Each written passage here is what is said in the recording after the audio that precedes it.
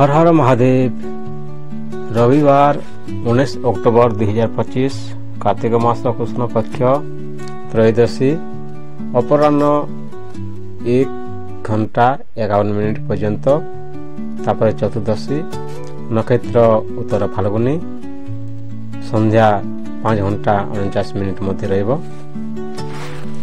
ब्रह्म मुहूर्त 4:53 रु 5:41 अभिजित मुहूर्त 11:48 रु 12:34 अमृत काल 9:57 रु 11:42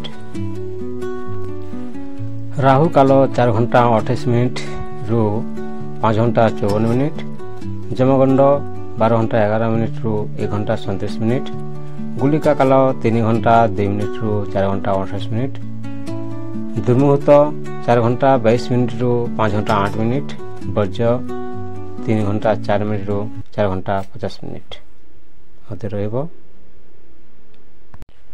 मेष राशि आज कार्यस्थल नुआ अवसर मिलपारे निज मत को स्पष्ट भाव में रखंतु। सतर्कता आज आत्मविश्वास देखांतु नहीं। दिगजोगिनी आपणकर पूर्व दिग शुभ अच्छी प्रतिकार लाल फूल दे हनुमान को पूजा करंतु। वृष राशि आज धन आगमन हेबार संभावना अच्छी। घरे शांति प्रतिष्ठा हेब। सतर्कता अजणा लोकों को धन धार दिंतु नहीं। दिगजोगिनी आपणकर उत्तर दिग शुभ अच्छी प्रतिकार गोमाता को सेवा करंतु।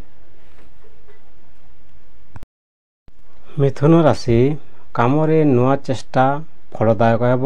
मन खुशी रहिब। सतर्कता दुई लोकों मध्य वाद विवाद रे पड़ंतु नहीं।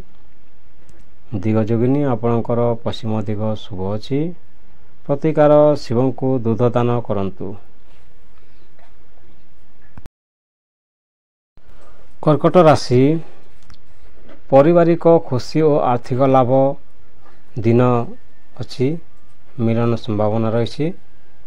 सतर्कता आत्मीयों सहित मिसिकी भाव रखंतु। दिगजोगिनी आपणकर दक्षिण दिग शुभ अच्छी प्रतिकार गोधूली समय रे दीप ज्वलन करंतु। सिंह राशि सफलता निश्चित किंतु कार्य धीरज रखंतु। सतर्कता गर्व एवं रोष दूरे रखंतु। दिगजोगिनी आपणकर पूर्व दिग शुभ अच्छी प्रतिकार सूर्य को जल अर्पण करंतु।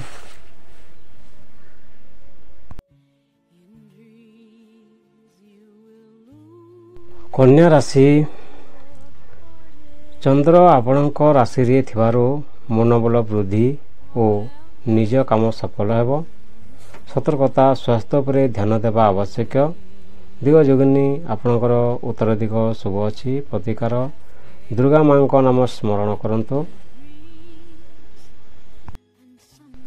तुला राशि नुआ योजना सफल हेब। मित्र और परिवार सहयोग मिलिब। सतर्कता आपणकर खर्च उपर नियंत्रण रखंतु। दिगजोगिनी आपणकर पश्चिम दिग शुभ अच्छी प्रतिकार चंद्र को जल अर्पण करंतु। बिछा राशि कार्य अनुकूल हेब। मन शांति और धन लाभ हेब।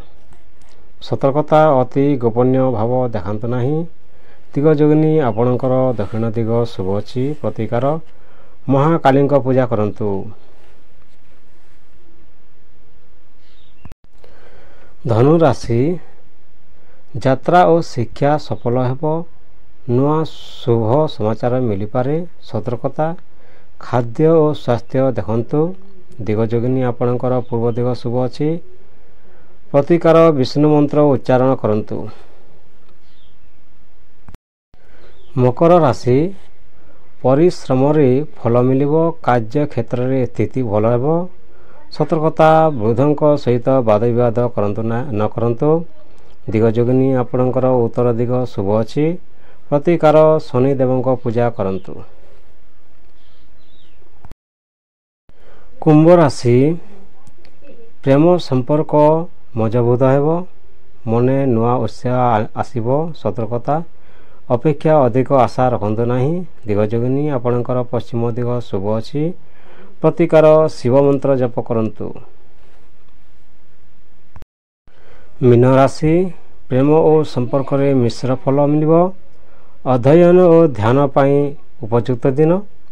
ସତର୍କତା ମନୋବିକ୍ଷୋଭ ଏଡ଼ନ୍ତୁ। ଦିଗଯୋଗିନୀ ଆପଣଙ୍କର ଦକ୍ଷିଣ ପଶ୍ଚିମ ଦିଗ ଶୁଭ ଅଛି। ପ୍ରତିକାର ବିଷ୍ଣୁ ଚିନ୍ତନ କରନ୍ତୁ। ଆପଣମାନେ ଭିଡ଼ିଓକୁ ଶେଷ ପର୍ଯ୍ୟନ୍ତ ଦେଖିଥିବାରୁ ଧନ୍ୟବାଦ। ହର ହର ମହାଦେବ। ବନ୍ଦେ ମାତରମ୍।